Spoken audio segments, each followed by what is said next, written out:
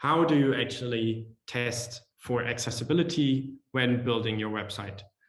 The first and easiest one I would say is your keyboard. Just use it instead of the mouse to navigate your page. Switch between elements using the tab key. What's also very, very useful are web extensions. The ones that I use are DevTools and Accessibility Insights for Web by Microsoft. And let's actually have a look at the DevTools browser extension.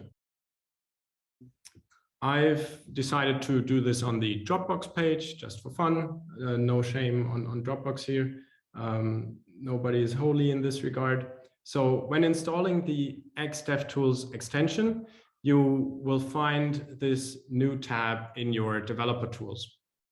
And it's quite easy to get started. So you can either scan all of the page, or if you have the Pro version, you can also scan part of the page, which is quite useful when you build just changing one component in your web application, and you don't want to be bothered with all the other errors that other people have introduced there and are just not getting fixed over the years. Let's actually scan the page. It doesn't take very long, and you get this very, very nice list of all the violations, accessibility violations on this page. For example, here we can see Li elements must be contained in a UL or OL. Now let's highlight this actually.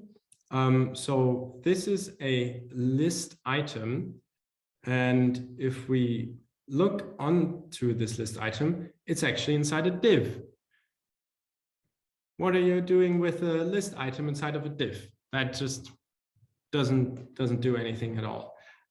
So this is very useful. I can highlight the elements to see exactly where the error occurs. And I can also tab through them to address them one at a time. And what I found for JavaScript applications, so when you use like a component-based framework to build web applications, oftentimes you have 400 errors on one page, and it's just because this one component that is being rendered 200 times implements the same violation of accessibility. So while this number may be daunting, you can get it down very fast in many situations. And what's important here is if you scroll down, it will tell you exactly what steps you should take to fix this issue. So the DevTools are definitely invaluable for my development process. And yeah, the free version is very good. I definitely suggest installing it. Manuel, anything you would add to the DevTools? No.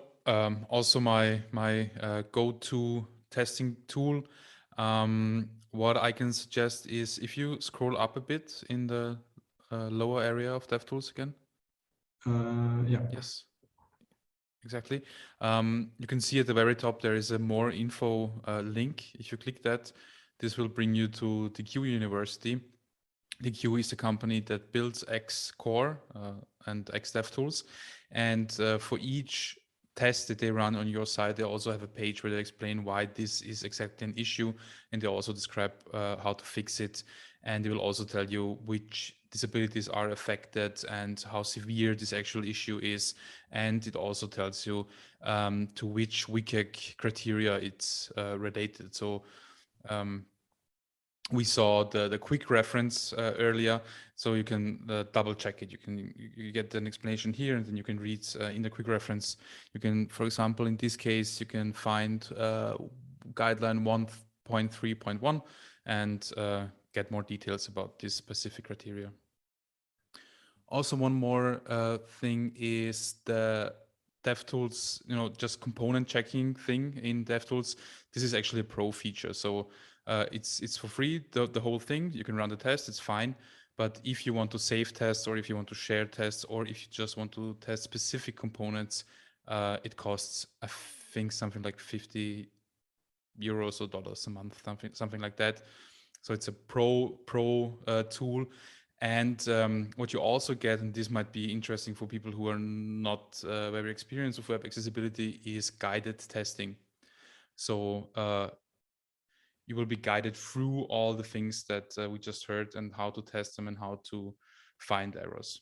So it might be worth the money. I haven't tested it, but I'm also not the audience anymore, at least.